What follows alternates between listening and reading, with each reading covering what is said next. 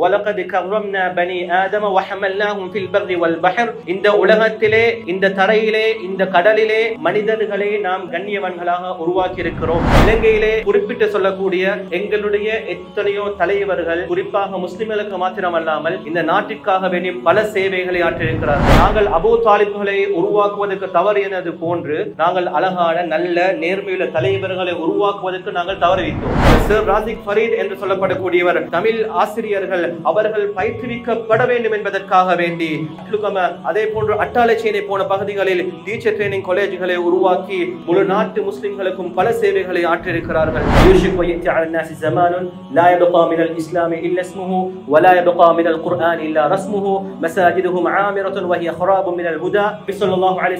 சொன்னார்கள், ஒரு காலம் வரும், அந்த காலத்திலே பேர் அப்துல்லா, அப்துல் ரஹ்மான், முஹம்மது என்ற அளவில் இருக்கும். ஆனால் முஸ்லிமுடைய எந்த ஒரு அடிச்சுவடுகளும் இருக்காது. இஸ்லாம் என்பதை அவர்களுக்கு தெரியாமல் இருக்கும். மார்க்கத்தை விட்டும் எங்களுடைய கல்விகளை எங்களுடைய முக்கிய பள்ளியின் தேவைப்பாட்டை குறைத்ததின் காரணமாக என்ன நடந்தது? முஸ்லிம்கள் பள்ளியை விட்டு தூரமாகினார்கள். எங்களுடைய வீழ்ச்சியின் ஆரம்பம் அங்கே ஆரம்பமானது.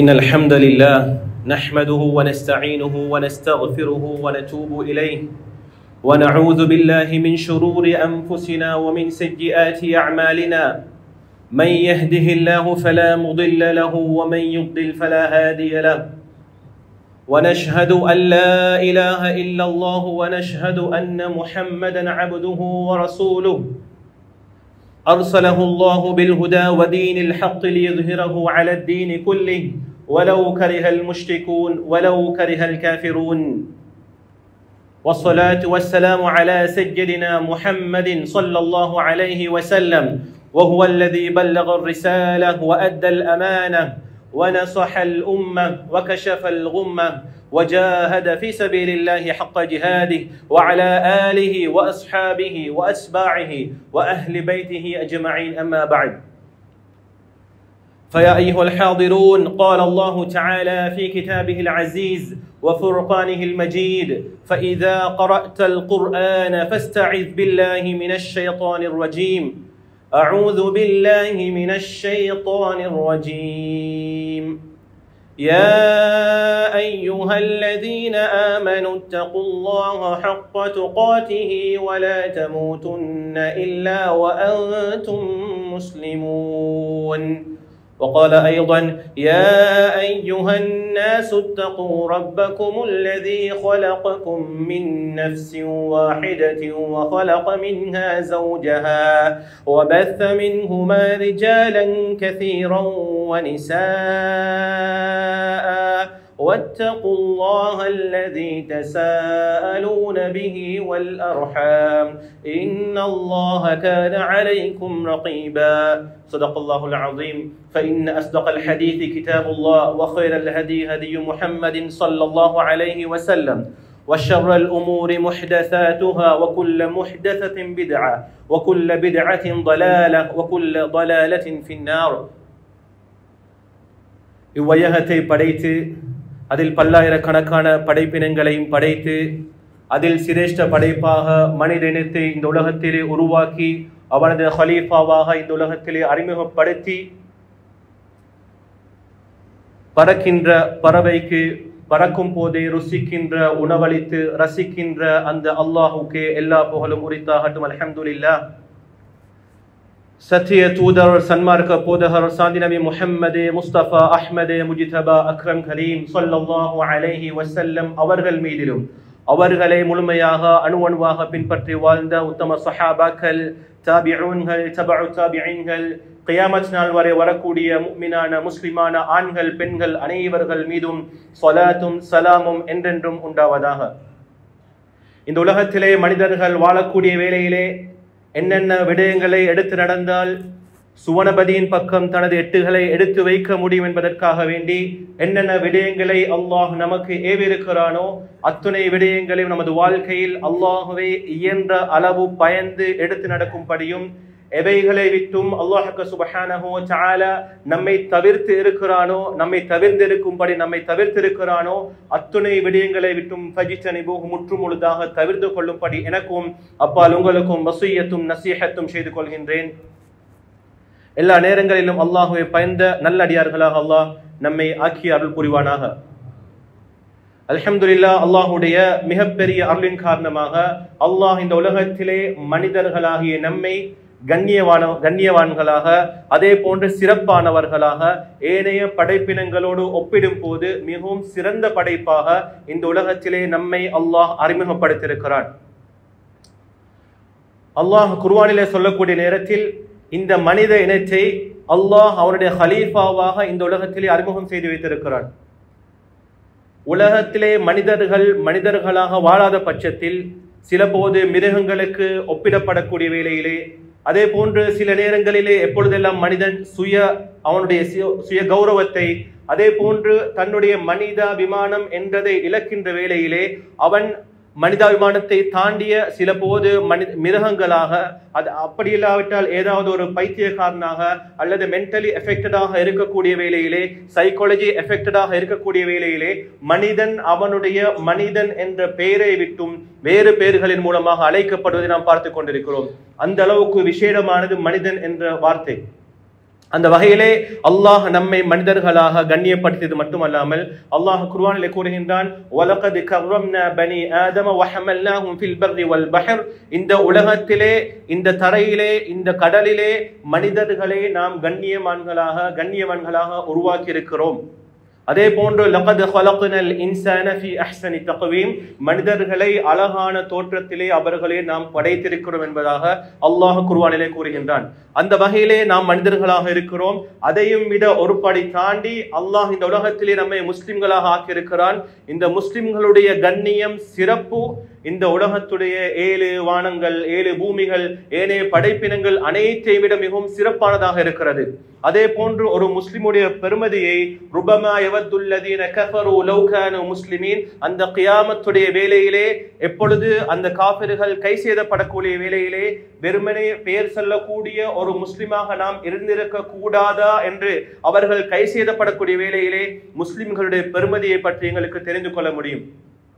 அந்த வகையிலே அல்லாஹ் நம்மை மனிதர்களாக ஆக்கியிருக்கிறான். அதே போன்று முஸ்லிம்களாக ஆக்கியிருக்கிறான். அதே போன்று நபி ஸல்லல்லாஹு அலைஹி வஸல்லம் அவர்களுடைய உம்மத்தாகவும் ஆக்கி முழு உலகத்திலும் சிறந்த சமுதாயமாக நம்மை அல்லாஹ் ஆக்கியிருக்கிறான். அந்த வகையிலே இந்த உலகத்திலே மனிதர்களாக இருக்கக்கூடிய நாம் எப்பொழுதும் மனிதாபிமானத்தை, ஹியூமனிட்டியை நாங்கள் எப்பொழுதும் எங்கள் கையில் எடுக்க வேண்டும்.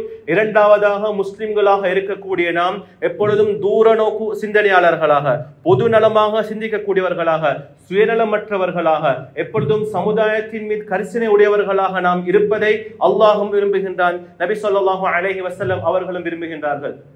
அந்த வகையிலே நாம் ஒவ்வொருவரும் எங்களுடைய முன் சென்ற எங்களுடைய சமுதாயத்தினர்கள் நபி ஸல்லல்லாஹு அலைஹி வஸல்லம் அவருடைய காலம் தொடக்கம் பின்னால் வந்த ஹலீஃபாக்களாக இருக்கலாம், அதுக்கு பின்னால் வந்த தபஉ தாபிஈன்களாக இருக்கலாம், அல்லது அதுக்கு பின்னால் வந்த முன்னோர்கள், அவுலியாக்கள் யாராக இருக்கலாம், அதுக்கு பின்னால் வந்த எங்களுடைய முஸ்லிம் தலைவர்களாக இருக்கலாம், அவர்களை பற்றின வரலாறு, அதே போன்று அவர்கள் என்னென்ன இந்த நாட்டிற்காக செய்திருக்கிறார்கள், என்னென்ன சாதனைகளை படைத்திருக்கிறார்கள் என்பதை நாம் தெரிந்திருப்பது எங்களுடைய கட்டாய காலத்தின் தேவையான ஒரு விடயமாக இருந்து கொண்டிருக்கிறது.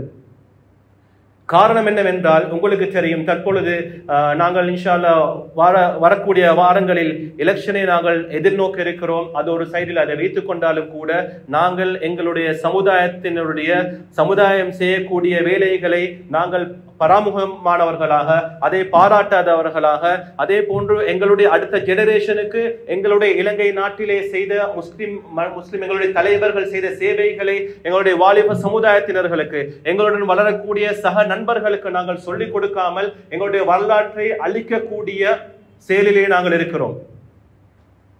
அந்த வகையிலே நாங்கள் தெரிந்து கொள்ளக்கூடிய சில விடயங்களை இன்ஷா அல்லாஹ் இன்றைய ஹுத்பாவிலே நான் இயன்ற அளவு உங்களுடன் பகிர்ந்து கொள்ள நான் விரும்புகிறேன். அந்த வகையிலே இலங்கை என்பது ஒரு சவுத் ஏசியாவில் இருக்கக்கூடிய ஒரு தீவாக இருக்கிறது. அதே போன்று இங்கே முஸ்லிம்களுடைய எண்ணிக்கை கிட்டத்தட்ட தற்பொழுதுடைய கணக்கின்படி 9.6 பெர்சன்டேஜாக முஸ்லிம்கள் இந்த இலங்கையிலே வாழ்கிறார்கள். அது வாலிபர்களுடைய எண்ணிக்கை அதெல்லாம் இன்ஷா அல்லாஹ் வரக்கூடிய காலங்களில் நேரங்கள் இருந்தால் நாங்கள் அதை இன்ஷா அல்லாஹ் உங்களுடன் பகிர்ந்து கொள்ள ஆசைப்படுகிறேன். என்றாலும் கூட நாங்கள் தெரிந்து கொள்ளக்கூடிய முக்கியமான விடயங்களில் ஒன்றுதான் இந்த நாட்டிற்காக வேண்டி முஸ்லிம்கள் என்ன செய்திருக்கிறார்கள், எங்களுடைய முன்னிய தலைவர்கள் இந்த இஸ்லாமிய தலைவர்கள் என்ன செய்திருக்கிறார்கள், நாங்கள் அவர்களின் மூலமாக அவர்கள் செய்த சேவைகளின் மூலமாக அவர்கள் செய்த சாதனைகளின் மூலமாக நாங்கள் என்னதை நாங்கள் படித்திருக்கிறோம். அதே போன்று வரக்கூடிய எங்களுக்கு பின் வரக்கூடிய ஜெனரேஷனுக்கு இதற்கு பின்னால் வரக்கூடிய சொசைட்டிஸ்களுக்கு நாங்கள் எதை விட்டு செல்ல போகிறோம் என்பதை தான் நாங்கள் தெரிந்து கொள்ள வேண்டும். அந்த வகையிலே இலங்கையிலே அல்ஹம்துலில்லாஹ் அல்லாஹ்வுடைய மிகப்பெரிய அருளின் காரணமாக இலங்கையிலே குறிப்பிட்டு சொல்லக்கூடிய எங்களுடைய எத்தனையோ தலைவர்கள் குறிப்பாக முஸ்லிம்களுக்கு மாத்திரமல்லாமல் இந்த நாட்டிற்காக வேண்டிய பல சேவைகளை ஆற்றியிருக்கிறார்கள். அதிலே சில நபர்களை நாங்கள் குறிப்பிட்டு எடுக்க வேண்டுமாக இருந்தால் அதிலே சொல்லப்படக்கூடியவர் அரசி மரிக்கார், வாபிஷி மரிக்கார், அதே போன்று அப்துல் ரஹ்மான் அப்துல் ராசிக், அதாவது சர் ராசிக் ஃபரீத் என்று சொல்லப்படக்கூடிய அப்துல் ரஹ்மான் அப்துல் ராசிக், அதே போன்று டிபி ஜாயா, அதே போன்று பதீயுதீன் மஹ்மூத், அதே போன்று எகிப்தை சேர்ந்த அஹ்மத் அராபி பாஷா, அதே போன்று ஏஎம்ஏ அசீஸ், அதே போன்று ஐஎல்எம் அசீஸ், அதே போன்று வடகாப்புலையை சேர்ந்த அபுல் ஹசன் ஹாஜியார், அதே போன்று எம்சி சித்திலெப்ப, அதே போன்று எம்சி அப்துல் காதர், அதே போன்று அண்மையிலே மரணித்த பேர்வலையை சேர்ந்த நதீம் ஹாஜியார், அதே போன்று அண்மையிலே மரணித்த ஜெம் ரிஃபாய் ஹாஜியார், இவ்வாறான விரல் விட்டு எண்ணக்கூடிய எங்களுடைய தலைவர்கள் நாட்டிற்கு செய்த சேவைகள் ஏராளம் தாராளம். ஆனால் அவர்களுடைய பிற்பாடு எங்களுக்கு அவ்வாறான தலைமைகளை உருவாக்குவதற்கு நாங்கள் தவறிவிட்டோம். எவ்வாறு நாங்கள் அபூ தாலிப்களை, அதாவது நபி ஸல்லல்லாஹு அலைஹி வஸல்லம் அவருடைய காலத்திலே அபூ தாலிப் என்றவர் இருந்தார். அவர் காஃபிராக இருந்தாலும் கூட முஸ்லிம்களுக்கு மிகவும் பக்கபலமாக இருந்தார். அதே போன்று மறுபக்கத்திலே அபூ ஜஹல் இருந்தார். எப்பொழுதும் முஸ்லிம்களுக்கு மிகவும் விரோதியாக, முஸ்லிம்களுக்கும் இஸ்லாத்துக்கும் எப்பொழுதும் பரம விரோதியாக இருந்தார். நாங்கள் அபூ தாலிப்களை உருவாக்குவதற்கு தவறியது போன்று நாங்கள் அழகான நல்ல நேர்மையுள்ள தலைவர்களை உருவாக்குவதற்கு நாங்கள் தவறிவிட்டோம். அது காரணம் நாங்கள் அவர்களை பற்றிய அறிவு, அவர்கள் எதை செய்தார்கள், அவர்களுக்கு பின்னால் அதை தொடர்ந்து எடுத்து செல்லாமை தான் எங்களுடைய மிகப்பெரிய வீழ்ச்சிக்கு, முஸ்லிம் சமுதாயத்துடைய மிகப்பெரிய வீழ்ச்சிக்கு காரணமாக இருக்கிறது. அந்த வகையிலே அந்த அரசி மரிக்கார், வாபிஷ் மரிக்கார் என்று சொல்லப்படக்கூடிய அந்த நபர் அவர் செய்த அவருடைய ஆர்கிடெக்ட் நாலேஜின் மூலமாக அவர் பல பில்டிங்களை இந்த நாட்டிற்காக வேண்டி அவர் செய்திருக்கிறார். அவருடைய ஆர்கிடெக்ட் நாலேஜின் மூலமாக அவருடைய நுண்ணறிவின் மூலமாக பல விடயங்களை சாதித்திருக்கிறார். அதிலே உங்களுக்கு தெரியும், கொழும்பு கோட்டையில் இருக்கக்கூடிய ஜெனரல் போஸ்ட் ஆபீஸ் அதையும் ஆர்கிடெக்ட் பண்ணது அவர்தான். அதே போன்று கொலம்பு கஸ்டம் பில்டிங், அதே போன்று பிரபல்யமாக இருக்கக்கூடிய ஹோட்டல் கோல்ட் ஃபேஸ் ஹோட்டல், அதே போன்று விக்டோரியா ஆர்கேட், அதே போன்று கொழும்பு கோட்டையில் இருக்கக்கூடிய கிளாக் டவர், அதே போன்று ஓல்ட் டவுன் ஹால் பெட்டா, இவ்வாறான விடயங்கள், மேலும் இதற்கும் மேலால் எத்தனையோ கட்டிடங்களை அவருடைய ஆர்கிடெக்ட் நாலேஜின் மூலமாக அவர் உருவாக்கி இருக்கிறார். அது முஸ்லிம்களுக்கு சொந்தம் என்பதை விட இந்த நாட்டிற்கு சொந்தமாக, இந்த நாட்டுடைய ஹெரிட்டேஜ் சொத்தாக அவைகள் கணிக்கப்படுகின்றன.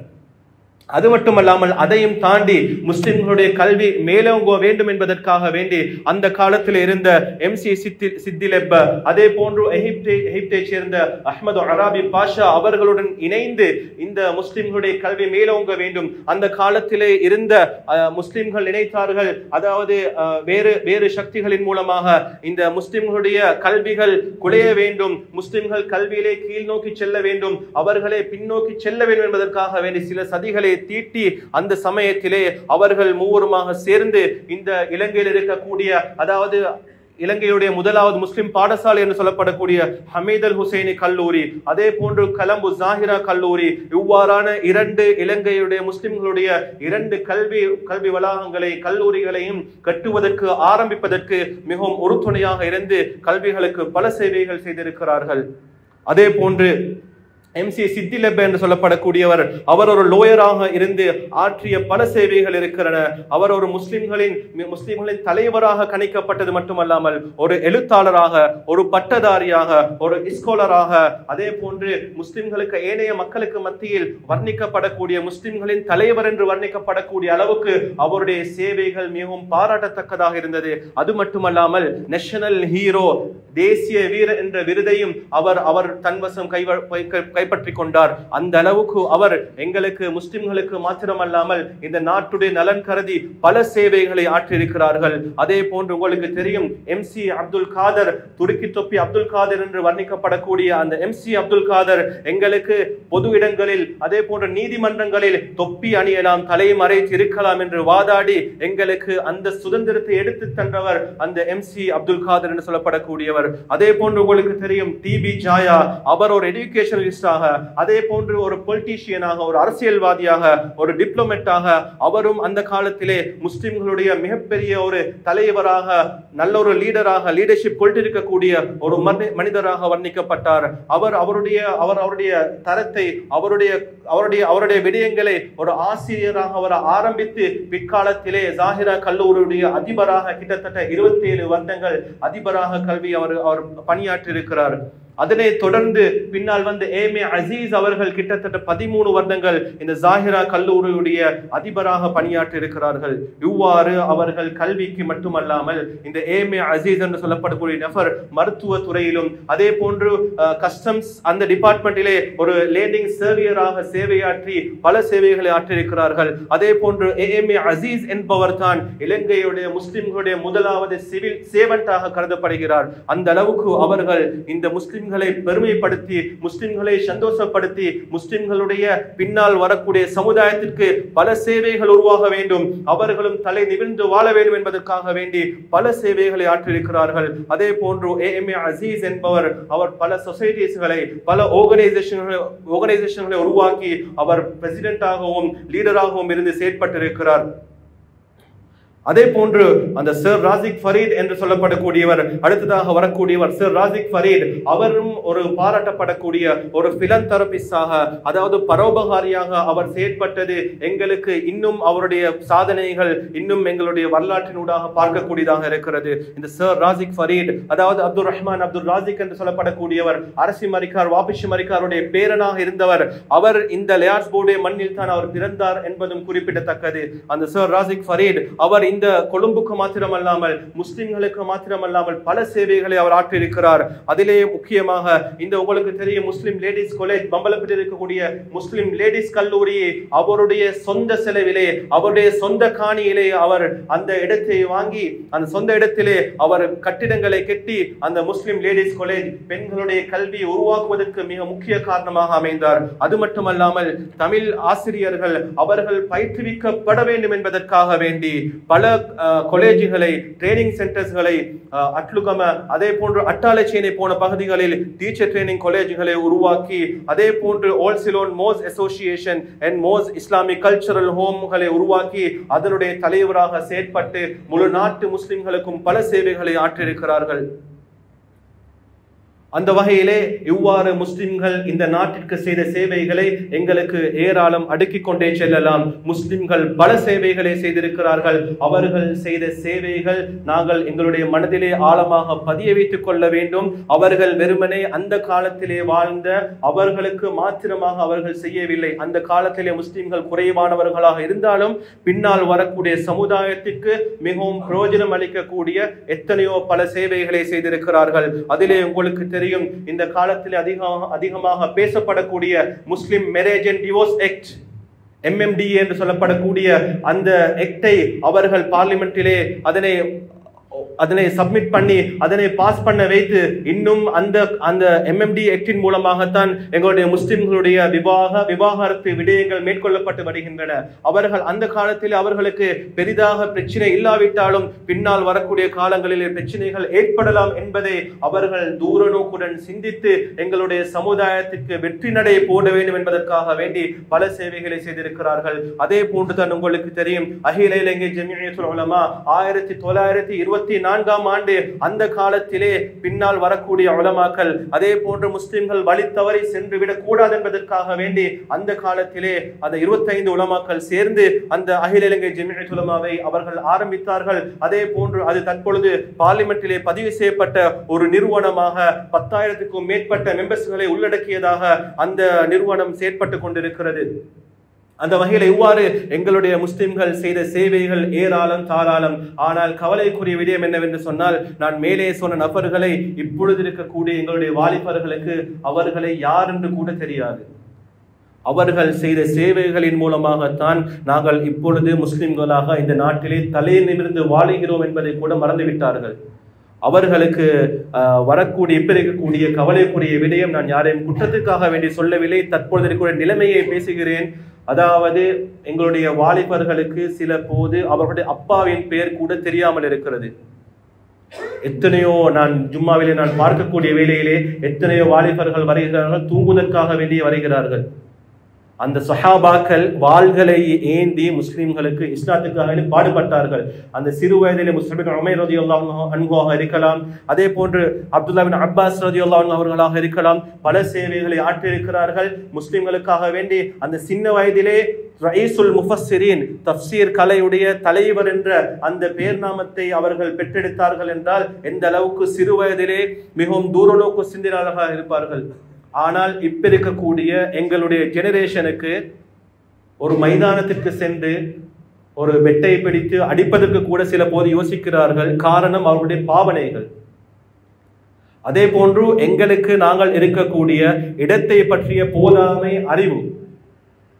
நாங்கள் எப்பொழுதும் முஸ்லிம்களாக, நான் மேலே சொன்னது போன்று முஸ்லிம்களாக இருக்கக்கூடிய நாம் எப்பொழுதும் தூர நோக்கு சிந்தனையாளர்களாக இருக்க வேண்டும். நபி ஸல்லல்லாஹு அலைஹி வஸல்லம் அவர்கள் யுத்தத்திற்கு செல்லும் போது அதனை பாவித்திருக்கிறார்கள்.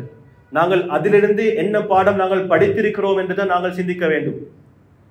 அதே போன்று நாங்கள் இங்க இருக்கக்கூடிய எங்களுடைய வாலிபர்களுக்கு எதை நாங்கள் கற்றுக் கொடுத்திருக்கிறோம், அதே போன்று பின்னால் வரக்கூடிய ஜெனரேஷனுக்கு நாங்கள் எதை கையளிக்க போகிறோம்.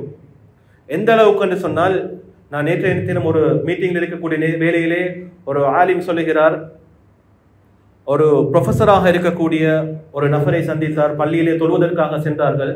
அந்த வேளையிலே வுது செய்வதற்கு கூட அந்த ப்ரொஃபஸருக்கு தெரியாமல் இருக்கிறது. இவ்வாறான ஜெனரேஷனை நாங்கள் கைவிட்டு விட்டு செல்ல போகிறோம். பின்னால் எங்களுடைய குழந்தைகள் இருக்கிறார்கள், எங்களுடைய ஆண் குழந்தைகள் இருக்கிறார்கள், எங்களுடைய பெண் குழந்தைகள் இருக்கிறார்கள். அவர்கள் பிற்காலத்திலே எங்களுக்கு ஏசக்கூடிய சமுதாயமாக நாங்கள் விட்டு செல்ல போகிறோம். நாங்கள் சில போது கவலையாக யோசிக்க வேண்டிய, மிகவும் ஆழமாக சிந்திக்க வேண்டிய கட்டங்கள் இருக்கிறது. எத்தனையோ வாலிபர்கள் இருக்கிறார்கள், அவர்கள் முஸ்லிம் என்று கூட தெரியாது. சில போது முஸ்லிமுடைய பெயர் நபி ஸல்லல்லாஹு அலைஹி வஸல்லம் அவர்கள் அந்த காலத்திலே சொன்னார்கள், யூஷிக் வயத்தி அலன் நாஸி ஸமானுன் லா யப்கா மினல் இஸ்லாமி இல்லா இஸ்முஹு வ லா யப்கா மினல் குர்ஆன் இல்லா ரஸ்முஹு மஸாஜிதுஹும் ஆமிரத்துன் வ ஹிய ஹராபும் மினல் ஹுதா. அதாவது நபி ஸல்லல்லாஹு அலைஹி வஸல்லம் அவர்கள் சொன்னார்கள், ஒரு காலம் வரும், அந்த காலத்திலே பெயர் அப்துல்லா, அப்துல் ரஹ்மான், முஹம்மது என்ற அளவில் இருக்கும். ஆனால் முஸ்லிமுடைய எந்த ஒரு அடிச்சுவடுகளும் இருக்காது. இஸ்லாம் என்பது அவர்களுக்கு தெரியாமல் இருக்கும். குர்ஆன் என்பது எழுத்தளவில் இருக்கும். அதனுடைய பிரதிபலிப்பு, அதனுடைய படிப்பு, அதனுடைய அறிவு எந்தொன்றும் இல்லாதவர்களாக அந்த காலத்தில் இருப்பார்கள். அந்த காலத்தில் இருக்கிறோம் என்று எங்களுக்கு தோன்றுகிறது. அந்த அளவுக்கு வாலிபர்கள். அதே போன்று இன்னொரு சைடு எடுத்துக்கொண்டால் பெண்கள், நபி ஸல்லல்லாஹு அலைஹி வஸல்லம் அவர்கள் காலத்திலே வாழ்ந்த அந்த பெண்கள், ஆயிஷா ரலியல்லாஹு அன்ஹா அவர்கள் தான் அதிகமான பெண்களிலே அதிகமான ஹதீஸ்களை மரணமிட்டு அறிவித்திருக்கிறார்கள். இந்த காலத்தில் இருக்கக்கூடிய பெண்களை பார்த்தால் சில போது அவர்களுக்கு தொழுவதற்கு கூட தெரியாது. இதெல்லாம் என்ன காரணம்? இதெல்லாம் நாங்கள் ஒவ்வொருவரும் விளங்கிக் கொள்ள வேண்டும். இஸ்லாமிய ஹிலாஃபத்துக்கு பின்னால், இஸ்லாமிய ஹிலாஃபத் வீழ்வதற்கு முக்கிய காரணமாக அமைந்தது நபி ஸல்லல்லாஹு அலைஹி வஸல்லம் அவர்கள் காலத்திலே அனைத்து விடயங்களும் பள்ளியுடன் சேர்ந்து இணைந்திருந்தது என்றாலும் கூட பிற்காலத்திலே இவைகள் உலகத்திற்கு சொந்தமானவைகள், இவைகள் மார்க்கத்திற்கு சொந்தமானவைகள் என்று மார்க்கத்தை விட்டும் எங்களுடைய கல்விகளை, எங்களுடைய முக்கிய பள்ளியின் தேவைப்பாட்டை குறைத்ததின் காரணமாக என்ன நடந்தது? முஸ்லிம்கள் பள்ளியை விட்டு தூரமாகினார்கள். எங்களுடைய வீழ்ச்சியின் ஆரம்பம் அங்கே ஆரம்பமானது. நாங்கள் சில போது எங்களுடைய நினைக்கலாம், என்னுடைய மகன் மட்டும் அழகாக வந்தால் போதும், என்னுடைய மகள் மட்டும், என்னுடைய தங்கை மட்டும், என்னுடைய தம்பி மட்டும், என்னுடைய குடும்பம் மட்டும் அழகாக அவர்கள் ஒரு நிலைக்கு வந்தால் போதும் என்று நினைக்கலாம். ஆனால் அப்படி நினைக்க நாங்கள் ஒருவருக்கொருவர் நாங்கள் பிரிந்து செயற்பட பல பிரச்சனைகள், இப்பொழுது நாங்கள் ஃபேஸ் பண்ணக்கூடிய பல சேலஞ்சஸ்கள், பல இஷ்யூஸ்களுக்கு முக்கியமாக காரணமாக அமைவது எங்களுக்கு மத்தியில் இருக்கக்கூடிய பிளவுகள். அதே போன்று பள்ளியில இருந்து எத்தனையோ விடயங்கள் தூரமாகி வெளியே சென்றவைகள்.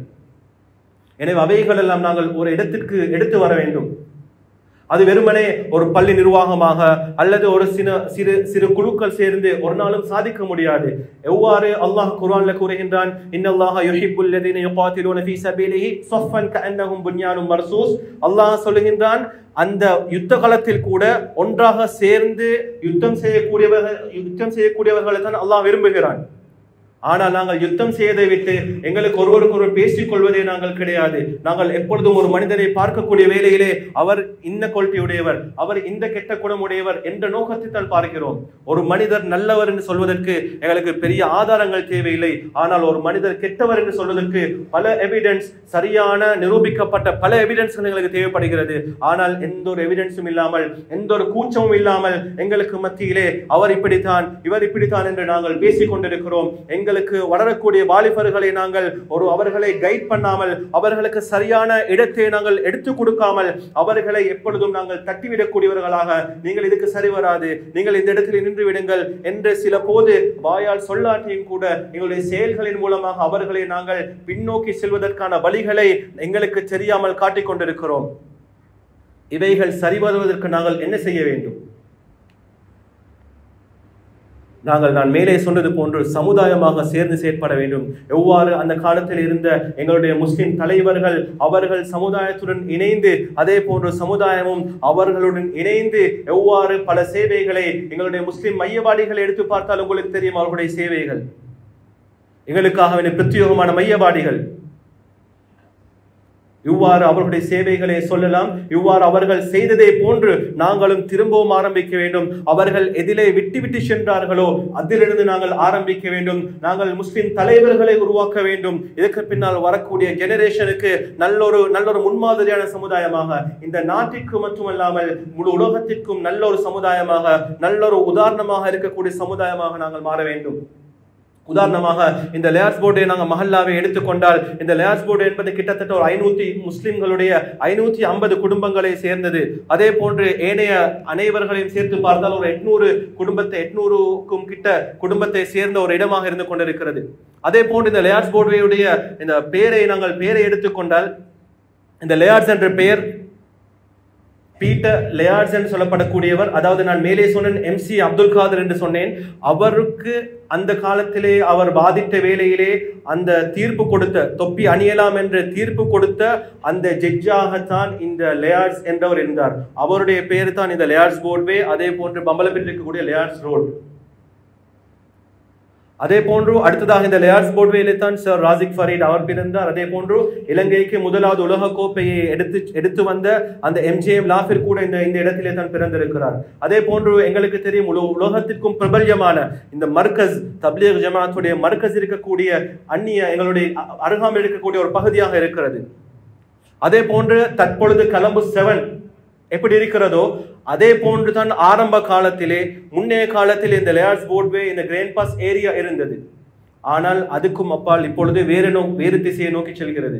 அதற்கான காரணம் ட்ரக்ஸ், அதாவது போதை பொருள். அதே போன்று எங்களுடைய வாலிபர்களுக்கு சரியான கைட் பண்ணாமை. நாங்கள் உங்களுக்கு தெரியும், இந்த பள்ளியிலே பல சேவைகள் மஹல்லாவை மையப்படுத்தி பல சேவைகள் செய்யப்படுகின்றன.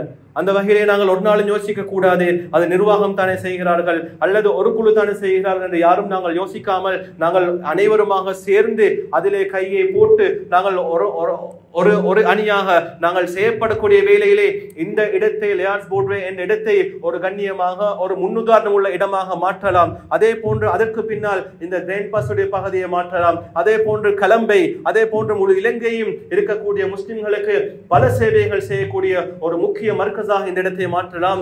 ஆனால் நாங்கள் ஒன்றுபட வேண்டும். நாங்கள் எப்பொழுதெல்லாம் நாங்கள் மாற்றி எங்களுடைய கைகளை நாங்கள் காட்டிக்கொண்டு இருக்கிறோமோ அப்பொழுதெல்லாம் பின்னோக்கி கொண்டு செல்வோம் சகோதரர்களே.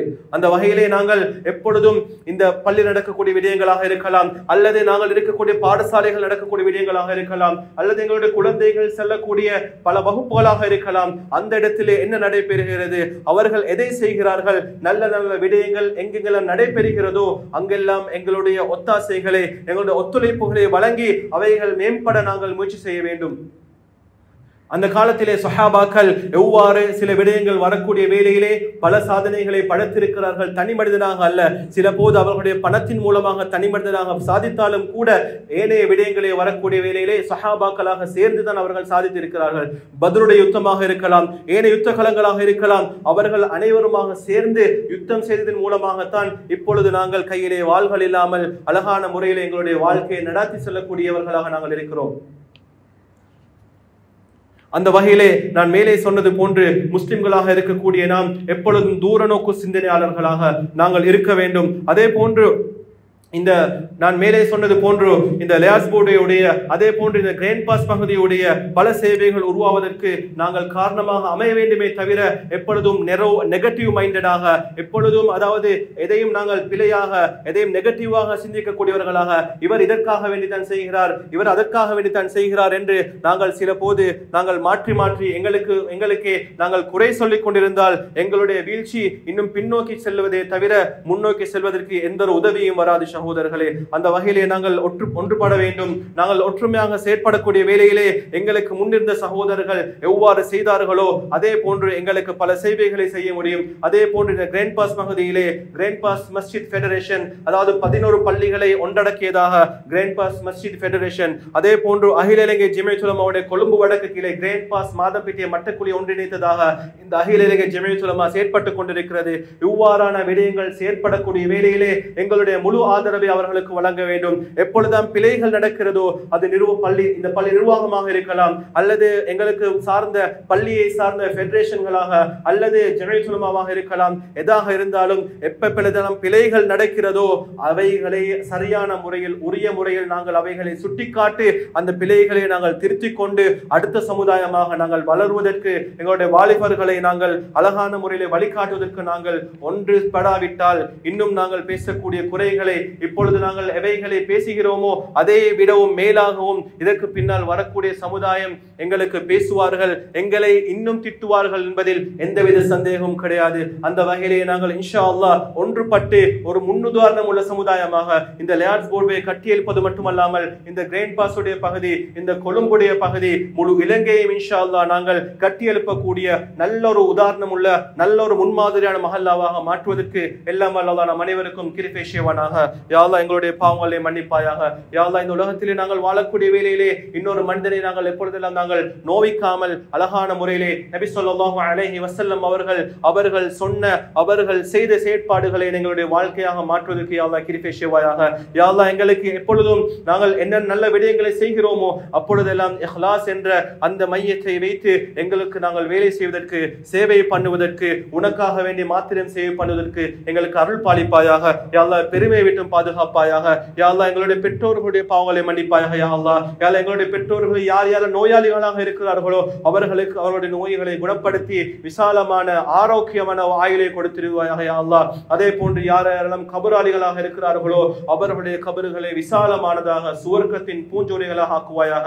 அதே போன்று யா அல்லாஹ் இந்த கிளம்புக்கு இந்த நாட்டிற்காக வேண்டி யார் யாரெல்லாம் ஆற்றிய சேவைகள் இருக்கிறதோ அவைகளை பொருந்திக் கொள்வாயாக. அதன் மூலமாக எங்களுடைய மக்கள் மென்மேலும் பிரயோஜனம் அடையக்கூடிய பிரயோஜனம் அடையக்கூடியவர்களாக நம் அனைவரையும் ஆக்கி அருள் புரிவாயாக. வ ஆகிரு தஅவானா அல்ஹம்துலில்லாஹி ரப்பில் ஆலமீன்.